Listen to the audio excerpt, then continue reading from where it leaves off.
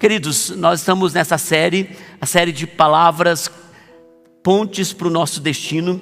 Nós começamos apenas com uma pregação e nós temos vindo semana após semana. Eu não vou terminar essa série hoje, nós vamos continuar ainda para a semana que vem. Mas hoje eu quero compartilhar algumas verdades sobre esse momento da batalha de Davi.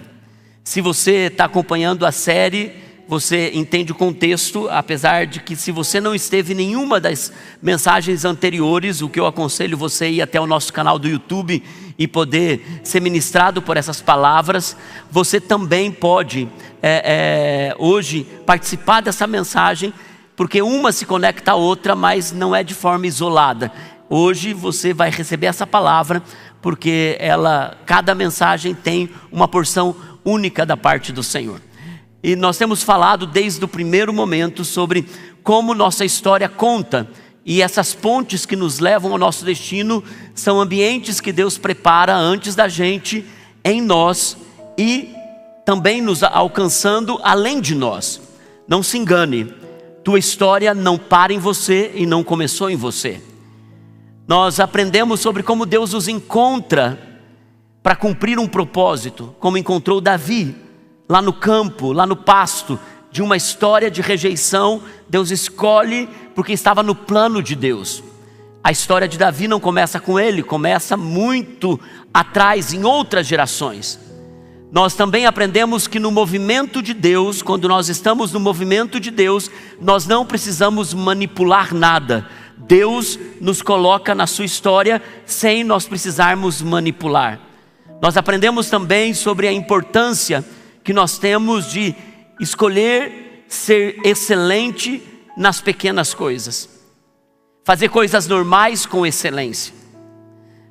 Essa semana eu recebi um vídeo no Instagram de várias pessoas, muitas pessoas me enviaram esse vídeo, eu compartilhei, mostrando o que Jesus fez por 30 anos, o que ele não foi chamado para fazer. Por 30 anos ele foi um marceneiro trabalhando com madeira, quando na verdade o propósito dele era fazer a redenção de toda a humanidade. E muitas vezes Deus nos chama para fazer coisas aparentemente sem importância, coisas normais, com um propósito muito maior. Sermos excelentes nesse propósito. E nós temos estado nessa jornada aonde o Senhor tem nos conduzido nesse caminho para ouvirmos sobre pontes para o nosso destino. Hoje eu quero falar com vocês. Semana passada nós falamos, Deus sabe o teu nome nessa batalha. Quando Davi chega diante do seu desafio, Deus sabia que aquele momento era o momento onde ele iria enfrentar o seu maior inimigo, mas não seria a sua maior batalha. Outras batalhas viriam pela frente. Semana passada eu também disse que todos nós estamos sendo preparados para o nosso Golias. Se ele não chegou, ele ainda vai chegar. São as batalhas que nós precisamos enfrentar e que somos preparados para essa batalha. E nós vimos semana passada Davi chegando diante do seu inimigo.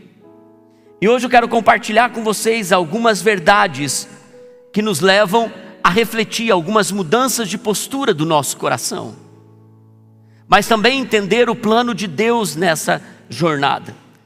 Eu vou pedir paciência a vocês, por conta da minha voz que está um pouco afônica, mas eu tenho certeza que você vai receber essa palavra com uma voz suave no teu coração e no teu ouvido, amém?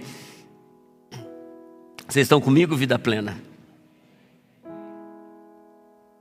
Abra sua Bíblia em 1 Samuel, capítulo 17, versículo 20 até o 23. Nós lemos o texto todo semana passada, eu vou sacar uma porção desse texto hoje.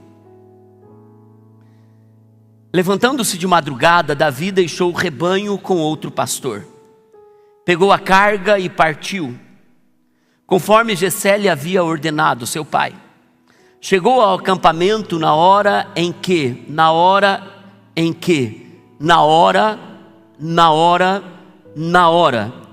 em que, com o grito de batalha, o exército estava saindo para suas posições de combate.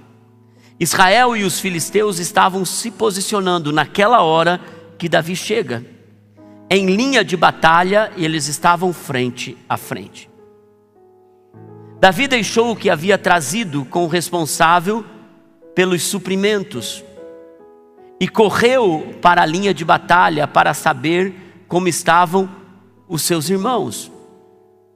Enquanto conversava com eles, Golias, o gigante, que era o guerreiro filisteu de Gate, avançou e lançou o seu grito, o seu desafio habitual. E Davi o ouviu. Queridos, como vimos semana passada, grandes coisas começam com coisinhas. Nós encontramos Davi em obediência a uma ordem do seu pai, tendo feito um bom trabalho no dia anterior. Você leu isso agora. Ele deixou todo organizado a sua responsabilidade, que era cuidar de ovelhas, e ele deixa com o pastor auxiliar. Ele naquela noite, ele tem uma noite de sono, ele levanta bem cedo, ele prepara o seu camelo, ele coloca os suprimentos. Seu pai tinha dito: carregue grãos, leve pão para os seus irmãos e queijo, que é uma iguaria para o chefe dos seus irmãos. Jessé sabia que quando você agradava o chefe, você tinha algum tipo de privilégio. A Bíblia fala assim que aquele que envia presente ao rei apazigua a ira do rei. Presentes são importantes, não como algum tipo de manipulação ou corrupção. Presentes são importantes, mas não é sobre isso que eu quero falar. É verdade que Davi chega pela manhã, na hora. Diga comigo, na hora. Tempo é importante. Eu descobri que tempo fala mais do que muitas coisas em nossa vida. Jesus nos ensina a discernir o tempo, porque Ele mesmo disse: vocês até sabem quando vai chover ou quando o tempo está para virar, mas vocês não reconhecem o tempo da minha vinda. Vocês discernem algumas questões naturais, mas vocês não discernem questões espirituais. Jesus também ensina sobre o tempo, que quando nós não estamos atentos ao tempo, nós podemos perder até a nossa eternidade. Ele fala sobre o tempo quando ele conta a parábola das 10 virgens.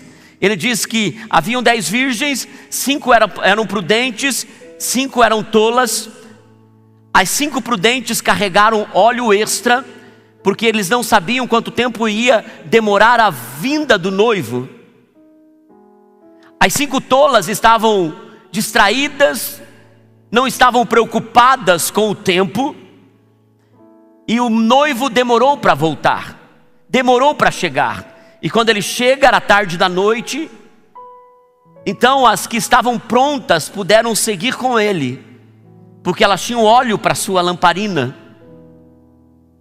Mas as que não estavam prontas, porque não discerniram o tempo, que às vezes o tempo pode demorar. Às vezes estações na nossa vida podem ser mais longas do que a gente esperava. Tempo importa. A diferença entre um bolo perfeito e um completo desastre é o tempo de forno.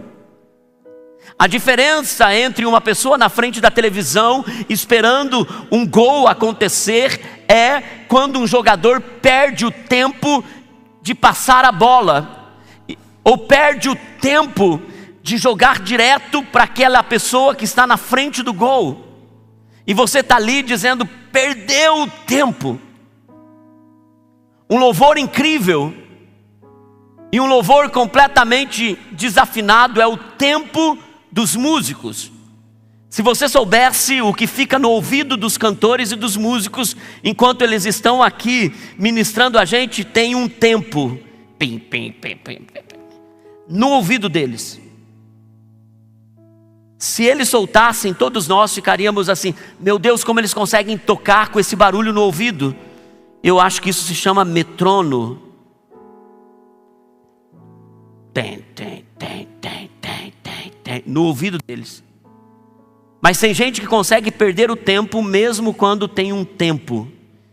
E a gente sente como igreja quando alguém entrou errado, perdeu o tempo da música, está tocando fora do tempo. Agora pior é quando nós temos alguém do nosso lado batendo palma fora do tempo.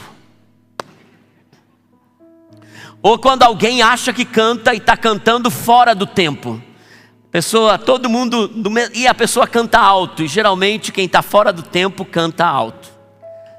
É verdade também que o tempo entre uma criança nascer nem prematuramente é bom, e se passou do tempo do nascimento, é morte na certa. Tempo é importante. Tic-tac, tic-tac. Se tempo é importante, tempo fala sobre questões espirituais. Davi, a Bíblia diz que estava na hora em que o gigante desafiou o povo de Israel. Na hora, 5 minutos atrasado, e ele tinha perdido tudo que Deus estava orquestrando por gerações. 5 minutos atrasado, e ele não estaria ouvindo o que mais incomodou ele, para ele mudar a situação em que Deus queria usá-lo para mudar. Se tempo é importante, atraso fala muito. E muitas vezes, se nós não lidamos com as coisas naturais como deveríamos, como vamos entender coisas espirituais? Não se engane, tudo na nossa vida é um treinamento para aquilo que Deus vai fazer. Os horários que Ele te coloca para você administrar, para Deus conta. Como você lida com o atraso? A ponte que nos leva ao nosso destino tem questões naturais que são completamente ligadas a questões espirituais. Quando Deus te dá uma responsabilidade, quando Deus te coloca em um lugar, mesmo que isso seja sem aparente importância para você. Por que eu vou valorizar horário se o meu trabalho é só isso? Se eu não tenho nenhum tipo de voz aqui? Há tantos anos eu faço a mesma coisa, por que ser diligente com as ovelhas que eu estou pastoreando desde quando eu era menino? Qualquer um pode ficar com essas ovelhas, poderia ter pensado Davi. Quando ele chega na hora em que o gigante está bradando, dizendo: quem vai me desafiar? Covardes. Quando o exército está enfileirado frente a frente, todos paramentados, todos prontos para a guerra, aquilo mexe com Davi. Tem uma agitação em Davi. Por quê? Porque ele está vendo o sucesso na frente dele, a possibilidade de projeção na frente dele. Se a Bíblia diz que Davi chegou no tempo, na hora certa, Davi poderia ter se distraído com muitas coisas. Davi poderia ter primeiro se distraído com a possibilidade de não dar importância para aquilo que ele realmente estava ali para fazer. E ele estava ali para enviar grãos, queijo e pão, almoço. Essa era a primeira responsabilidade de Davi. E Davi poderia ter deixado isso de lado e ter perdido aquilo que era a sua responsabilidade por se animar com o sucesso aparente. Muitas vezes nós perdemos o tempo de Deus porque queremos deixar coisas que não é tempo ainda da gente deixar. Queijo estraga, pães são roubados, grãos se espalham pelo caminho se você não cuida. Você nunca pode ser promovido se você não entende que o tempo que você está agora é para cuidar daquilo que está em suas mãos agora. Talvez não seja o que você gostaria de estar fazendo. Davi chega na hora, ele levanta cedo porque ele tinha um horário para chegar. E ele chega exatamente na hora que Deus tinha para ele. Ele poderia ter se animado com o sucesso, com a possibilidade de ver algo novo, e isso muitas vezes faz com que a gente ache que é o nosso tempo, quando na verdade ainda não é a nossa hora. Sabe, irmãos, muitas pessoas estão atrasados para muitas coisas nessa vida,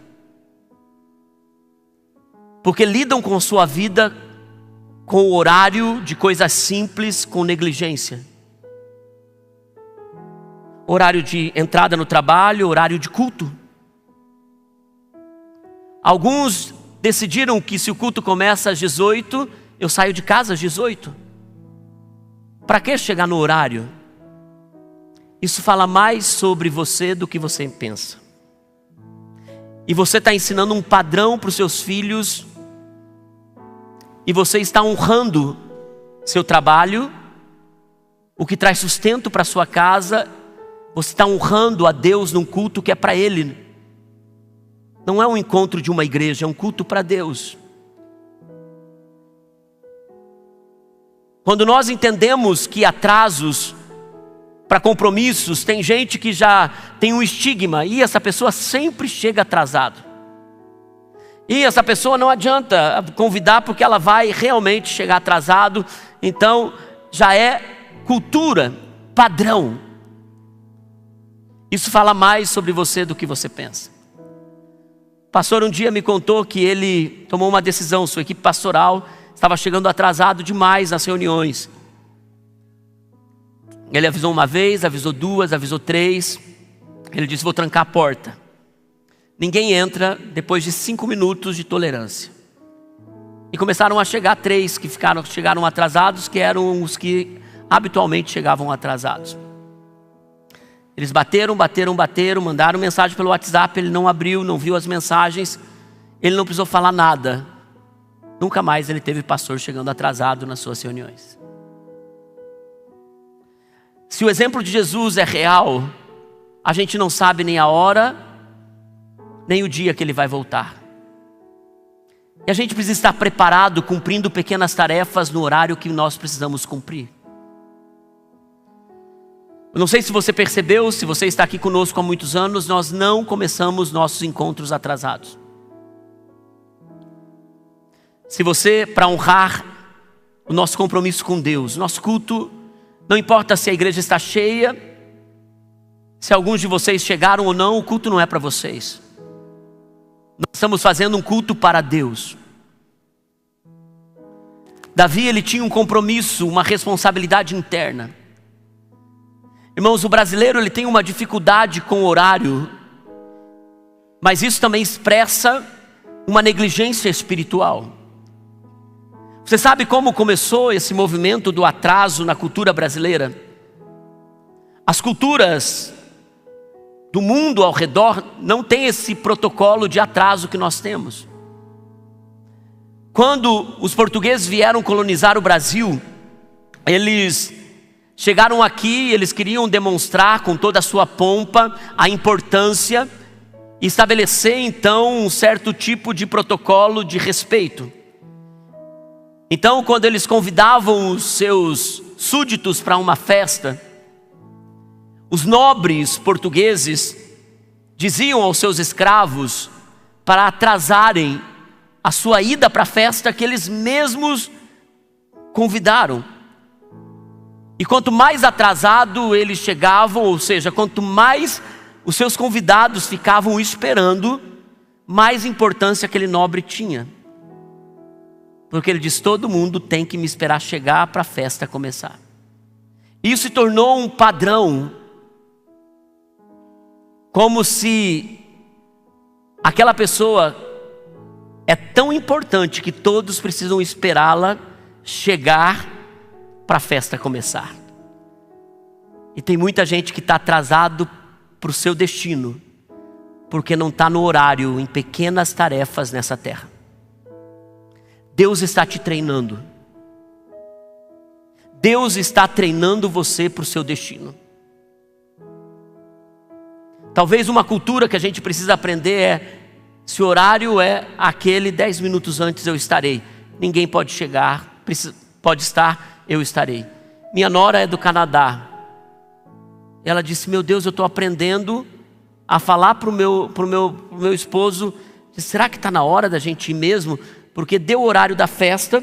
Em 3 festas que nós fomos os primeiros a chegar. As pessoas começaram a chegar 30 minutos depois. A gente achou que até estava entendendo o horário errado.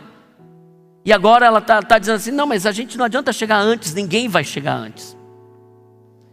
Eu me lembro quando o Mateus estava estudando nos Estados Unidos, lá em Kansas. Nós fomos jantar na casa do casal que tinha recebido ele, estava morando nessa casa. Ele disse: pai, nós tivemos um convite para jantar, e o jantar vai ser das 6 da tarde às 8. A gente estava em algum compromisso, ele ligou: pai, por favor, não atrase. E eu não tenho o hábito de me atrasar, mas quando você está envolvido com tanta coisa, eu pensei: gente, uns 10, 15 minutinhos, que mal tem. Ele: pai, por favor, não atrase, 6 horas a gente precisa estar lá. Aquela correria, chegamos às 6 horas. 6 horas nos receberam, nos colocaram à mesa, a comida estava pronta. Tivemos um jantar agradável. E eu estava contando histórias. 7h30 da noite, 7h40, 7h45. O Mateus começou já quase a dizer para mim: vai para o fim dessa história. Eu disse: Mateus, eu tenho mais 3 histórias para contar ainda. Ele disse: pai, chega. Quando deu 7:55, o Mateus foi se levantando. Eu disse: Mateus, espera. Mas o pai: deu. Eles estão gostando. Ele disse: pai, deu. A gente se levantou, fomos para a porta. Eles se despediram. Até eu achei que eles iam falar: fica mais um pouco. Nos deram um tchau. E o Mateus entrou no carro e falou: pai, aqui é assim. Se eles marcam o horário de chegada, eles esperam que você esteja no horário. Mas se eles colocam no convite um horário de chegada e um horário de saída, eles esperam que você honre o convite que você recebeu. Que você chegue no horário e que você saia no horário. Eu disse: isso nunca funcionaria no Brasil. E eu acho que talvez o horário de ir embora não funciona mesmo. Porque a gente vai se despedindo e cada despedida leva meia hora. E quando a gente fica no portão ainda, a gente tem mais alguma coisa para falar. E diz assim: eu termino essa história no telefone, me liga para a gente terminar essa conversa. Mas eu também descobri que ficar muito tempo na casa do seu vizinho, a Bíblia diz que é inconveniente. Chegar atrasado, a gente pode perder o tempo. Davi, ele chega no horário, isso o coloca na hora certa da sua batalha. Tempo importa, irmãos. E como nós lidamos com atraso importa. Uma outra coisa que eu aprendo com essa história de Davi: você aparecer para a batalha é metade da batalha. Apenas aparecer na tua batalha é metade da batalha. Apenas estar no lugar que você precisa estar é metade da sua batalha. Quando você está na hora certa, no lugar em que Deus te colocou, mesmo não tendo toda a clareza, todas as soluções, mesmo não tendo o favor do exército, mesmo não tendo os seus irmãos te apoiando, mesmo não tendo a família te encorajando, mesmo não tendo as pessoas te aplaudindo, mas você estando na sua batalha, é metade da sua batalha. Não se engane, o que você tem que fazer hoje, o trabalho que Deus te deu agora, a batalha que você está enfrentando agora, é metade da tua conquista. é metade de toda a guerra. E talvez você ache que a coisa vai mudar somente quando o teu desafio chegar, você vencer e você for promovido. Pois eu te digo uma coisa: o trabalhar de Deus no seu destino está agora acontecendo. Enfrentando as lutas que você está enfrentando agora. O que para Davi parecia apenas um almoço para os seus irmãos, o que para Davi parecia apenas uma entrega, ao estar fazendo o que ele tinha que fazer, foi metade da batalha. Ele desce ao vale de Elá como uma pessoa desconhecida, fazendo um trabalho simples, e por ele estar naquele lugar, Deus faz o restante. Irmãos, quando nós vemos a providência de Deus, que orquestrou tudo para que Davi pudesse viver o que ele estava vivendo, sem mesmo Davi entender que só fazendo o que ele estava fazendo já era parte do propósito de Deus. Davi, você não entendeu que se você não estivesse aqui, tudo que foi preparado por gerações antes de você, orquestrado por Deus antes de você, levando Noemi para uma terra de idólatras, por 10 anos fugindo da fome de Israel, para perder seu marido e seus filhos em Moabe, para lidar com 2 noras, uma que fica em Moabe e outra chamada Ruth, que volta com ela para Israel, e quando ela chega em Israel, tudo para ela descobrir que o que levou ela a sair daquele lugar, que era fome, quando ela volta, ninguém tinha morrido de fome. Davi, você não entende o que uma pessoa viveu e experimentou para que você tivesse na sua batalha. É maior do que você. Faça o que você tem que fazer, porque eu estou trabalhando o que eu tenho que trabalhar. Sabe, irmãos, tem coisas que, se nós estivermos fazendo o que nós temos que fazer, o plano de Deus, que vem muito antes da gente, trabalhando por gerações, vai liberar-nos para o nosso destino. Nós não entendemos como, não entendemos de que forma.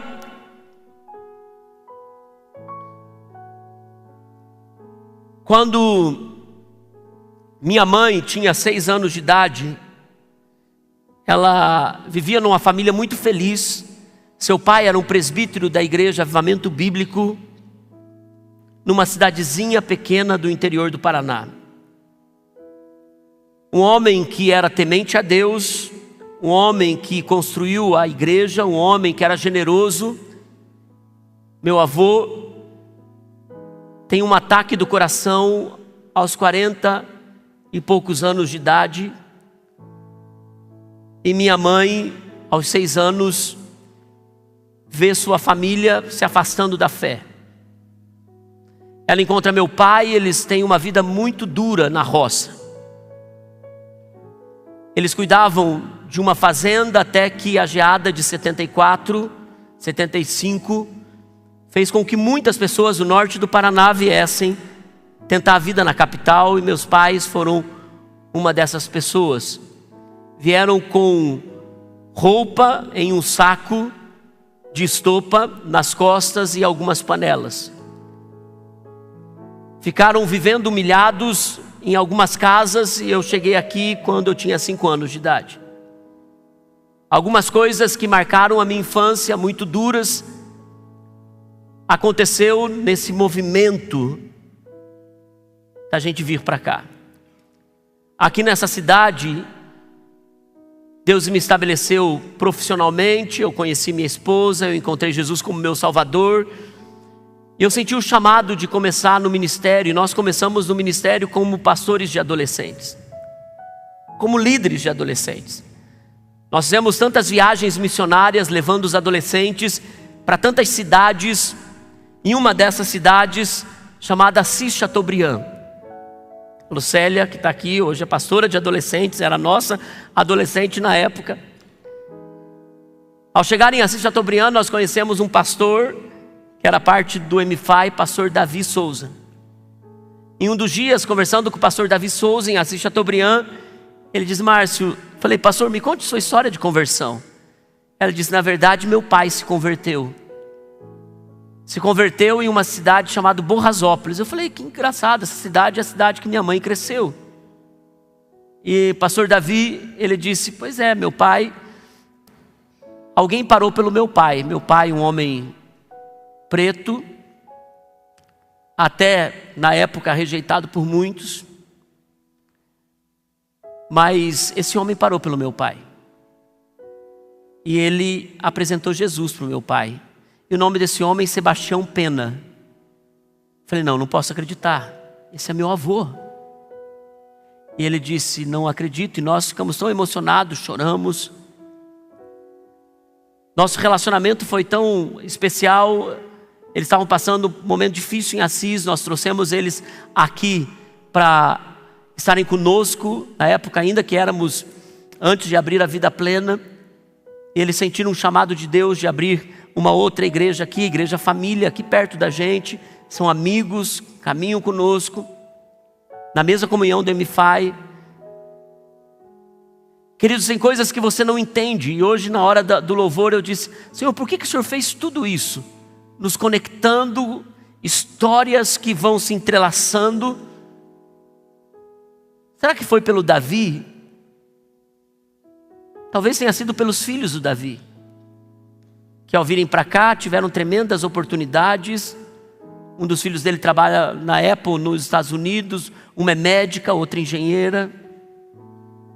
Nossa história é muito além de nós. São encontros que são além da nossa perspectiva. E sabe o que acontece? Algumas vezes Deus nos mostra. Tem algumas providências de Deus, que Deus algumas vezes nos mostra, mas algumas vezes nós vamos apenas estar na batalha, no horário certo, fazendo o que temos que fazer. Que a providência de Deus às vezes é sobre os nossos filhos. Sabe aquela mulher, a Noemi, que saiu de Israel para fugir da fome, e quando volta descobre que não tinha nada a ver com a fome, tinha a ver com trazer uma moça chamada Ruth para se casar com Boaz, para se tornar bisavó de Davi e estar na genealogia de Jesus. Porque na genealogia de Jesus precisava ter pessoas que eram idólatras, para dizer que em Jesus todas as nações são bem-vindas. Queridos, tem coisas que às vezes a gente não vai entender na nossa geração, e você está disposto a ser fiel quando você não entende? Você está disposto a fazer o que tem que fazer, ir para a sua batalha, mesmo quando talvez não vai ser uma coisa incrível, vai ser uma coisa boa, vai ser uma resposta, vai ser uma bênção, porque nós sempre vamos experimentar porções de provisão de Deus. Mas uma das coisas que eu descobri, que não apenas está na nossa batalha, é metade da batalha. Eu descobri que a providência de Deus vem muitas vezes com uma cara carrancuda. Muitas vezes não vem sorrindo, não vem com grandes experiências, vem muitas vezes com dores. Por que eu tive que perder 2 filhos? Por que eu tive que fugir e depois voltar, sendo que nada aconteceu? Muitas vezes a providência de Deus vem com coisas difíceis. E talvez você esteja enfrentando momentos nesse dia, nessa estação que são muito duras, enfrentando questões que são pesadas demais. E é bem nesse lugar onde a providência de Deus está, preparando o teu destino além do momento, além da hora, além do agora, além do que você está vendo.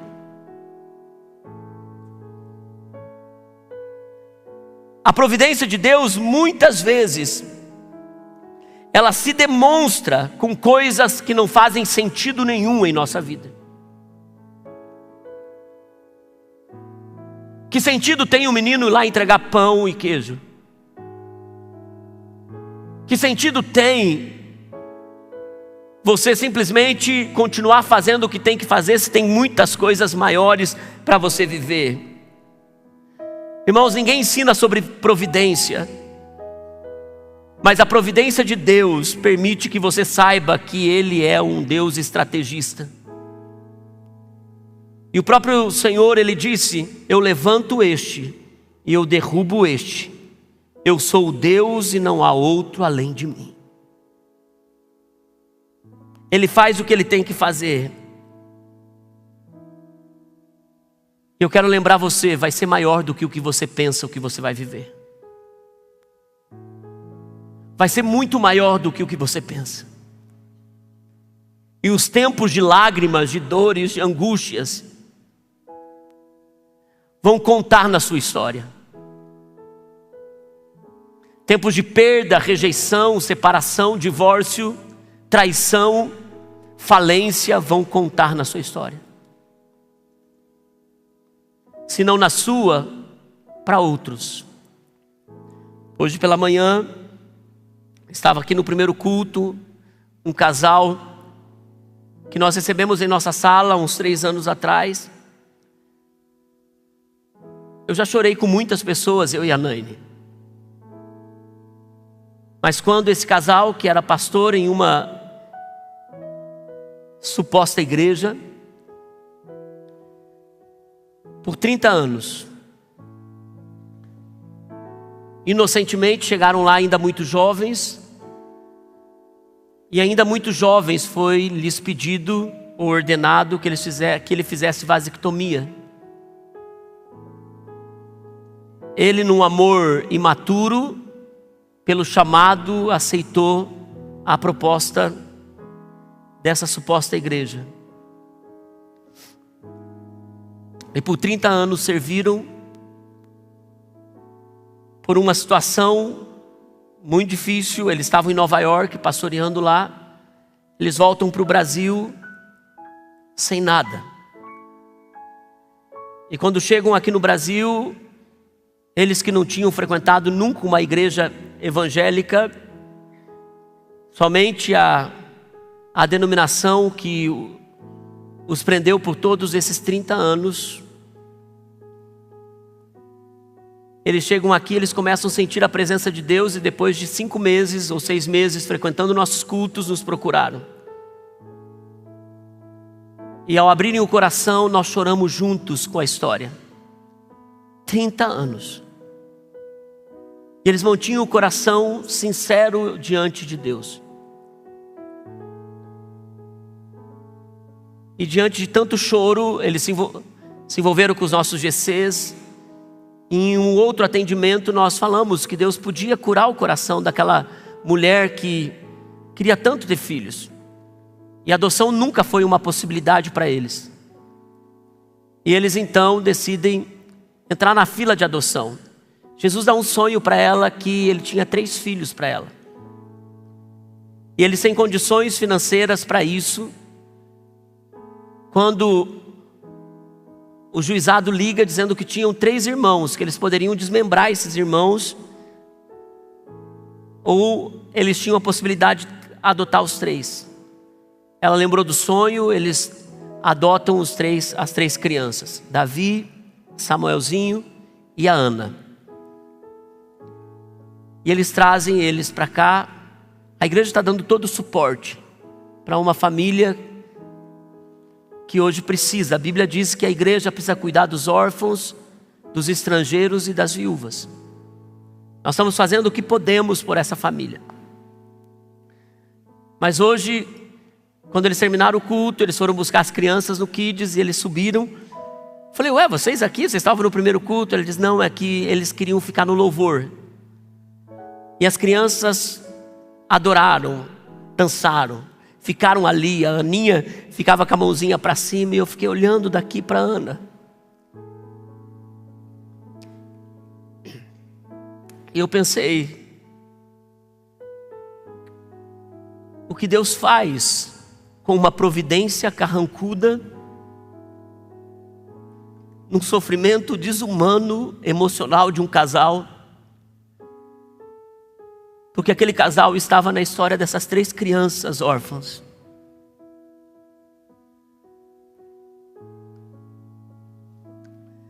Sabe, irmãos, tem coisas que a gente não entende.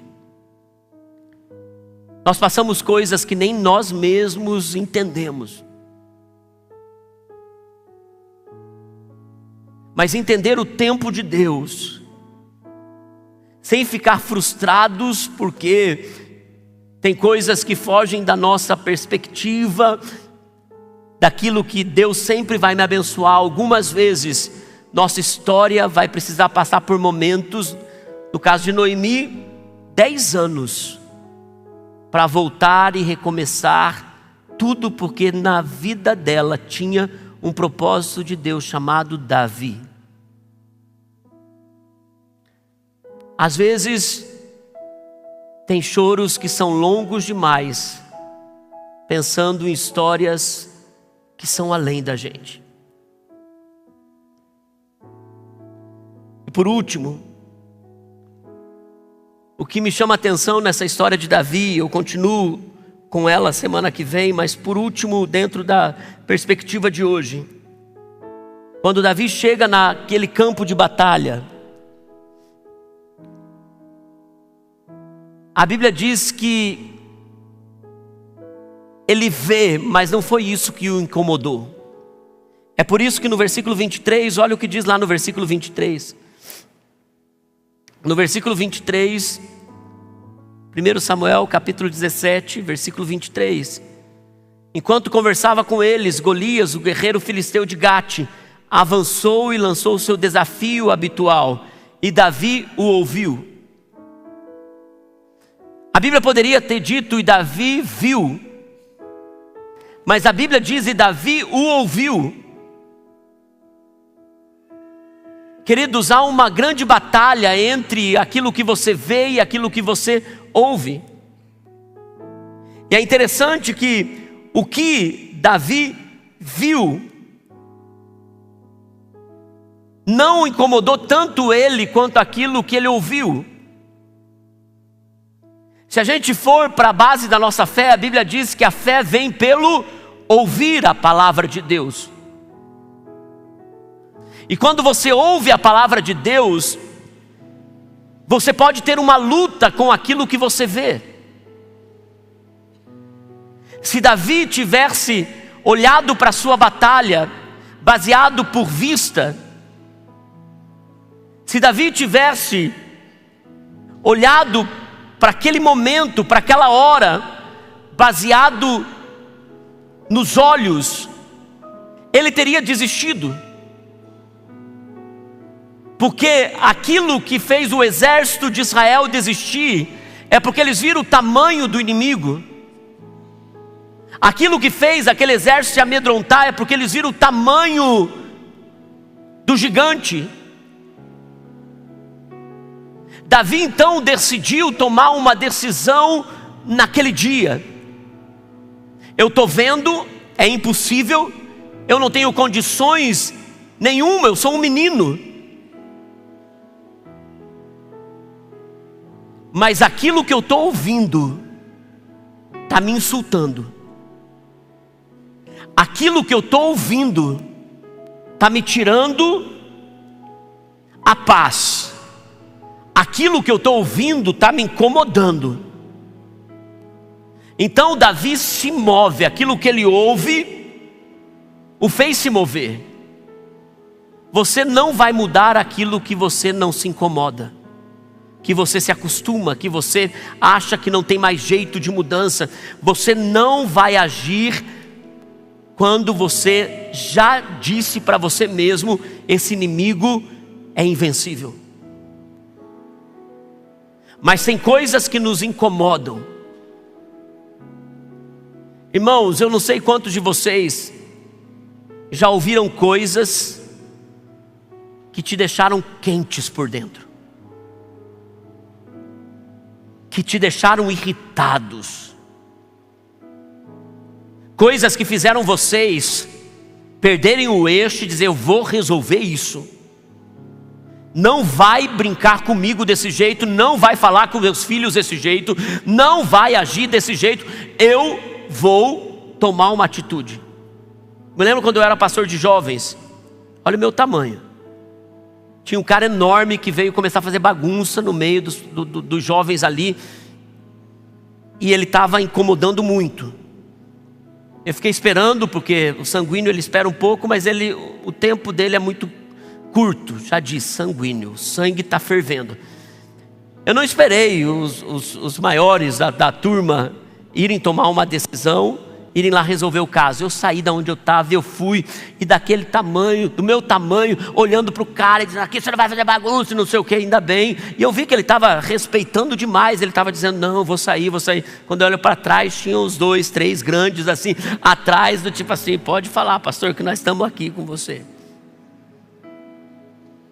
Tem coisas que nos incomodam e a gente age por aquilo. Alguns de vocês já passaram vergonha para defender filhos. Agiram porque ouviram coisas e falaram: aqui não. Tem coisas que nos incomodam e que nos faz agir contra o nosso inimigo. Sabe, irmãos, nós precisamos entender que muitas vezes a nossa maior guerra vai ser olhar para coisas e não ter solução para aquilo. Olhar para batalhas e nos achar menores demais para vencer aquela batalha. Mas tudo que você está ouvindo é um incômodo dizendo: pode ir para a batalha, porque esse inimigo não vai mais ter espaço na sua vida. Pode guerrear, porque ele já desafiou demais vocês. E talvez alguns de vocês estão nessa fase da vida de vocês. Você já suportou isso por muito tempo. E agora é um tempo de dizer basta. Se você agir por aquilo que você vê, as coisas não vão mudar. Mas se você agir pela fé, naquilo que você está ouvindo, Deus vai te colocar na rota do seu destino. Algumas coisas vão nascer porque um incômodo está crescendo em você. Não é o que você está vendo, é o que você está ouvindo. E algumas provisões de Deus vêm porque aquilo que ouvimos, nós não aceitamos mais ser daquele jeito. Irmãos, existem momentos em que nós ouvimos de Deus: não aceite mais o inimigo prender sua casa, seus filhos, destruir suas finanças, destruir suas emoções. Não aceite mais o inimigo te prender nesse lugar. Mas a tua parte é se levantar depois daquilo que você ouviu. Existem armas que Deus vai te dar, e nós vamos falar sobre isso semana que vem. Então nós encontramos 3 reflexões, 3 princípios que aprendemos nessa noite. Tempo importa. Alguns de vocês talvez tenham que deixar nessa noite um comportamento, um padrão de atraso na sua vida. Porque enquanto você não lidar com isso, você não vai estar no tempo de Deus para grandes coisas. E é possível mudar. Talvez você diz: é impossível com a mulher que eu tenho em casa, pastor. Ela se arruma até o último minuto e vem no carro ainda se arrumando. A segunda coisa que nós vemos: esteja na tua batalha. Estar na batalha, fazendo o que você tem que fazer, é metade da batalha. A provisão de Deus, ela vem muitas vezes de forma carrancuda. E talvez tudo que você esteja vivendo é Deus trabalhando na provisão dEle para a sua história. E aquilo que você ouve pela fé é maior do que aquilo que você vê. Eu quero orar com vocês nessa noite. Eles escolheram uma canção que pode ser parte da nossa oração hoje. Depois vamos orar. Mas nós podemos cantar essa canção como parte da nossa oração. Gostaria de pedir para que vocês se coloquem em pé. Vamos declarar juntos. Eu não podia ver um longo tempo pra crer que tua vitória, Deus, é dada a alguém como eu. Você pode declarar isso? Eu nunca serei perfeito, me deu mais do que mereço. Pegue o quebrado em mim e cubra com glória. Tu és meu campeão, gigantes caem aos teus pés, imbatível, a batalha venceu.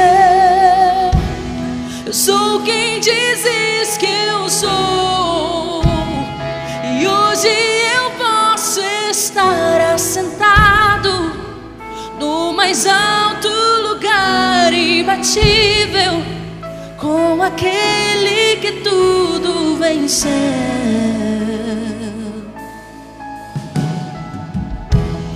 Agora eu posso ver, me ensinou a receber. Todo o esforço é teu, o Deus que nunca perdeu. Tu és meu campeão. Declara isso sobre Jesus. Gigantes caem aos teus pés, imbatível, a batalha venceu. Eu sou quem dizes que eu sou, e hoje eu posso estar assentado no mais alto lugar, imbatível, com aquele que tudo assentado no mais alto lugar, imbatível, com aquele que tudo venceu. Abra suas mãos.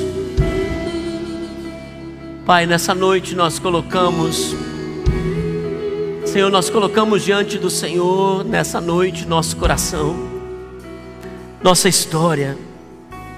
O Senhor está escrevendo além daquilo que nós podemos ver. Pai, nós pedimos, alinha o nosso comportamento nessa terra com os seus planos eternos. Trabalha em nós nossa postura, nossa percepção do tempo, Senhor, nas pequenas e nas grandes tarefas. Senhor, nós quebramos, Senhor, esse padrão de atraso. Senhor, nós também colocamos diante do Senhor, nos dá força para mantermos nosso coração na batalha, para que a gente seja persistente mesmo quando a gente tem que fazer o que tem que fazer sem nenhuma glória.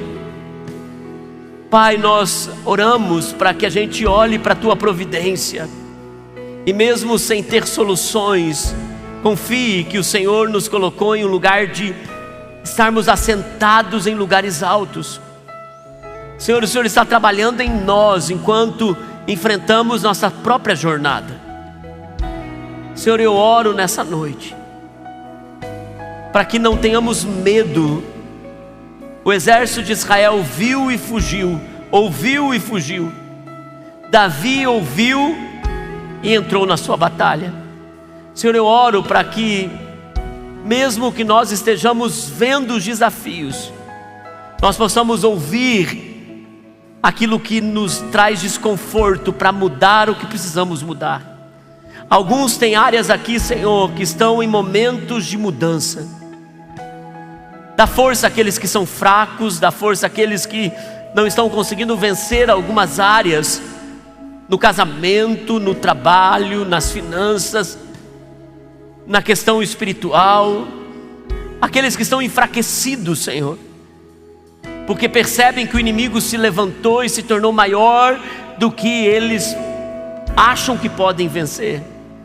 Pela fé nós dizemos, nós ouvimos que essa vida não é para nós vivermos uma vida sem vitória, uma vida sem estar na Tua presença. Senhor, nós oramos essa noite, cobre a Tua igreja em nome de Jesus. Vamos declarar ao clamar em alta voz, vamos declarar isso.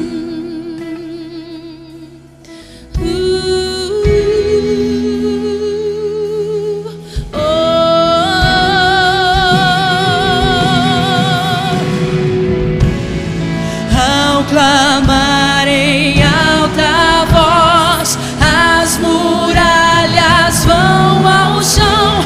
Tenho autoridade, Cristo me concedeu. Tem autoridade sobre aquilo que está nos seus ouvidos. Mude, mude. Os milagres surgirão. Tenho autoridade, Cristo me concedeu. Ao clamar em alta voz, as muralhas vão ao chão. Tenho autoridade, Cristo me concedeu. Minha boca se abrirá, os milagres surgirão. Tenho autoridade, Cristo me concedeu.